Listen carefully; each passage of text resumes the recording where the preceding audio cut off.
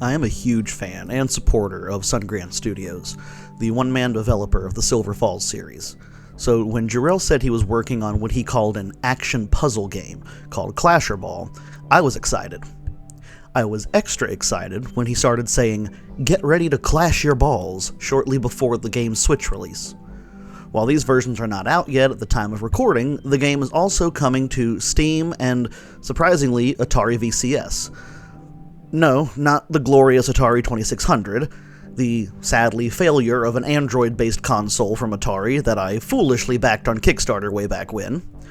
And in addition to those 3 retail releases, there is also a free version available to download, although you can and should opt to pay something for the man's hard work, for the PlayStation Vita if you have a hacked Vita or PS-TV. I'll put the link on where to download that in the description. Clasherball plays kind of like if you threw Zuma, Tempest, and Puyo Puyo into a blender. Like Tempest, you move your launcher around the edge of a circular playing field. Like Zuma, you're launching balls of various colors that you have to aim well and match up in groups.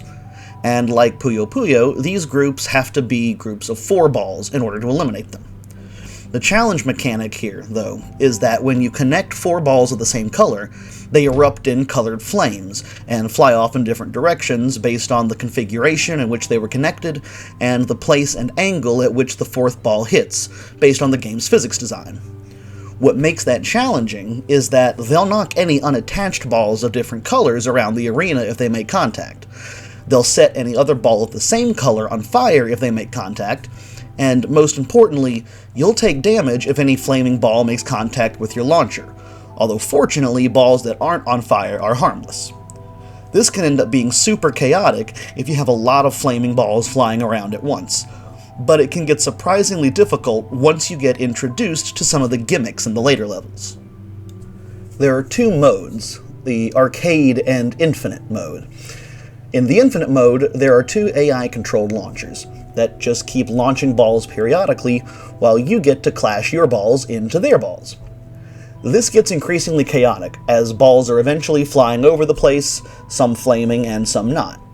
Or at least it does the way I play, which involves just constantly moving in a circle and smashing the A button like I'm playing old-school Gradius. The game's arcade mode is divided into 7 worlds with 15 stages each.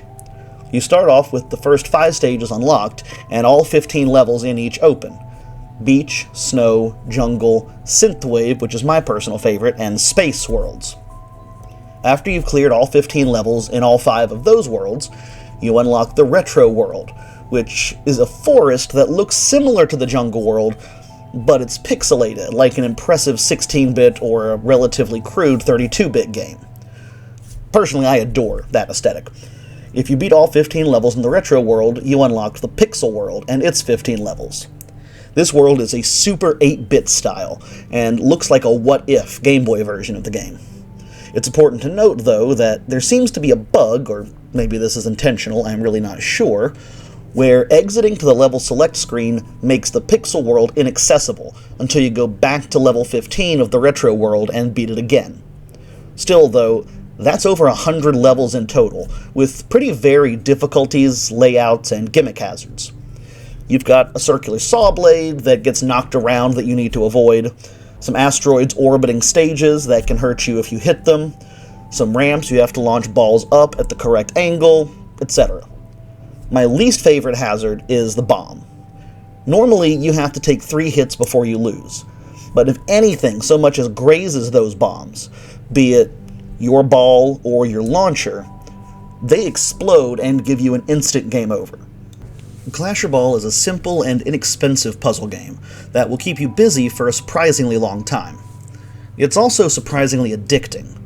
When I first played it, I thought, I can see myself getting bored of this in about 20 minutes.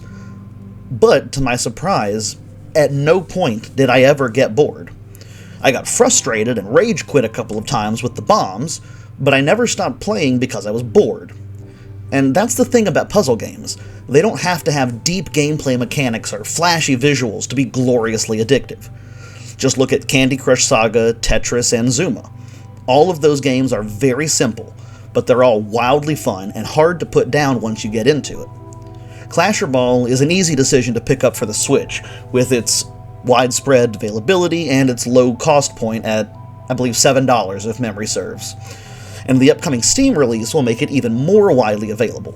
And it's also cool to have that homebrew Vita option. The definitive version, however, and to a lot of folks' surprise, mine included, will be the Atari VCS version that's releasing soon, because it's designed to use the paddle controller to control your launcher. Instead of moving left and right on a D-pad or an analog stick, you'll be twisting the wheel of the paddle, kind of like a steering wheel when you're driving a car, and that's going to allow for much more precise and much more natural feeling control. As I mentioned earlier, I backed the VCS on Kickstarter way back when. God knows why, but I did. So I have one, but I don't have a paddle controller. And yes, I am very seriously considering buying one of those controllers solely for the VCS version of Clasherball. My rating for Clasherball on Switch, Vita, Steam, and Atari VCS is a B.